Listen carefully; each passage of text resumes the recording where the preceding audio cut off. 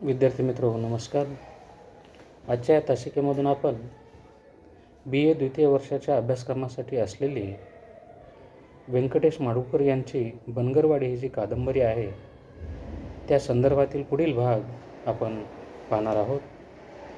या पूर्वीच्या तासिकेमध्ये आपण पाहिलं आहे की राजाराम मास्तर हे दुपारचं जेवण केल्यानंतर थोडासा आराम करतात आणि त्यांना बऱ्याच वेळानंतर म्हणजे दिवस मावळतीच्या वेळेस जाग आलेली आहे आणि जाग आल्यानंतर तेव्हा ते पाहतात तर त्यांच्या निदर्शनास असं आलेलं आहे की जे धनगर बांधव आहेत ते आपल्या मेंढ्या घेऊन गावी आलेले आहेत आणि दुपारी निर्जीव असणारं गाव आता पूर्णतः त्या गावाला जिवंतपणा आल्याचं त्यांच्या लक्षात येत आहे. म्हणजे हा जो बदल आहे तो बदल अतिशय वास्तवपणे व्यंकटेश माडगूळकर यांनी राजाराम मास्तरांच्या माध्यमातून वर्णन केलेला दिसून येतो.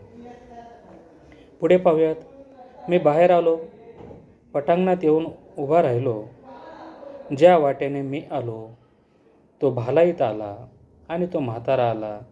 त्या सर्व वाटा येणाऱ्या मेंढराने भरून गेल्या होत्या. तर आपल्या गोष्ट अशी एक लक्षात येईल विद्यार्थी मित्र हो की ज्या वाटेने सकाळी राजाराम मास्तर बनगरवाडी येथे पोहोचलेले आहेत ते एका पाराजवळ या ठिकाणी येऊन थांबतात, थोडा वेळ बसतात. तेव्हा त्यांना त्या गावामध्ये भेटलेला पहिला माणूस म्हणजे तो भालाईत आहे आणि दुसरे व्यक्ती म्हणजे त्या गावचे कारभारी आहेत. म्हणजेच मी ज्या वाटेने आलो तो भालाईत ज्या वाटेने आला आणि कारभारी देखील ज्या वाटेने आले ती वाट ही गावची या मुख्य वाट आहे हे आपल्या लक्षात येतील. कारण आता जे हे समस्त धनगर बांधव संध्याकाळच्या वेळीला आपले जे मेंढरं घेऊन येत आहेत ते मेंढरं देखील ते त्याच वाटेने घेऊन येत आहेत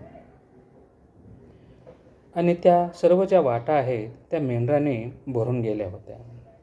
खाली माना घालून ती जनावरे भराभर चालत होती. त्याच्या पायांचा दबका आवाज येत होता.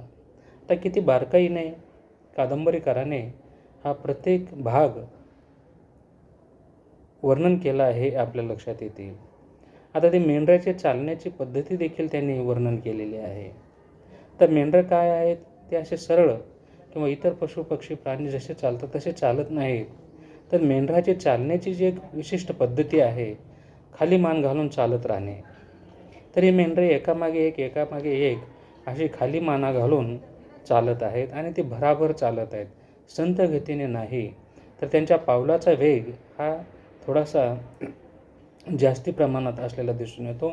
ती भराभर चालत आहे आणि हे चालत असताना त्यांच्या पायाचा जो एक विशिष्ट आवाज आहे तो दबका आवाजही त्या ठिकाणी त्यांनी वर्णन केलेला आहे. आणि त्याचबरोबर त्या मेंढराच्या पायाने धूळ देखील उडत असल्याचं वर्णन व्यंकटेश माडगूळकर यांनी केलेलं आहे. म्हणजे व्यंकटेश माडगूळकर यांची जी वर्णनशैली आहे ती अतिशय तपशीलवारपणे, अतिशय बारकाईने, सूक्ष्मपणे त्यांनी हा सर्व भाग आपल्या कादंबरीच्या माध्यमातून शब्द सामर्थ्याच्या द्वारे वर्णन केलेला दिसून येतो. धुळीवर शेकडो खूर उठत होते आणि धोतर खोचलेले काळेभोर धनगर खांद्यावर आडवी काठी टाकून तोंडाने चमत्कारिक आवाज करीत त्यांच्या मागून येत होते. आता मेंढराचं वर्णन केलेलं आहे आणि हा जो मेंढपाळ आहे म्हणजे जो मेंढ्या सांभाळणारे व्यक्ती आहेत बनगरवाडी या गावातील हे धनगर कसे दिसत आहेत तर त्यांच्या अंगावर पोशाख कोणता आहे किंवा पेहराव कोणता आहे हाही भाग त्यांनी वर्णन केलेला आहे. की धुळीवर शेकडो खूर उठत होते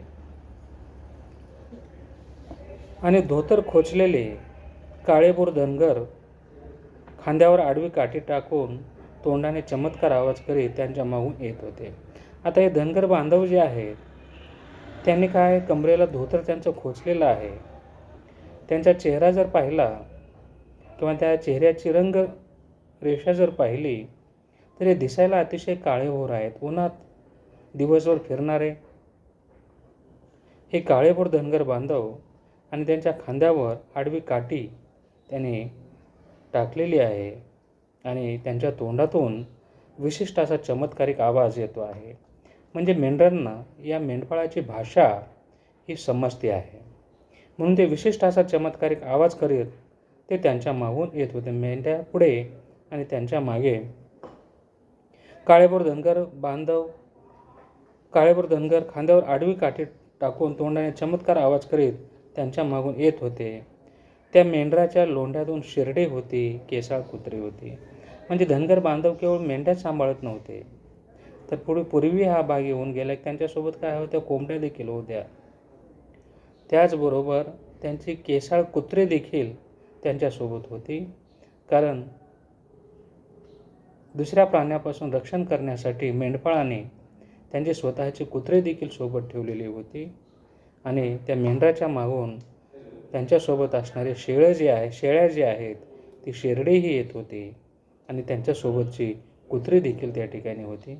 विद्यार्थी मित्र हो, बनगरवाडीतील धनगर बांधवांचं जे जीवन आहे, त्यांची जी दिनचर्या आहे, त्या दिनचर्येविषयी थोडक्यात व्यंकटेश माडगूळकर यांनी अतिशय हुबेहूबपणे, वास्तवपणे ही मांडणी केलेली दिसून येते.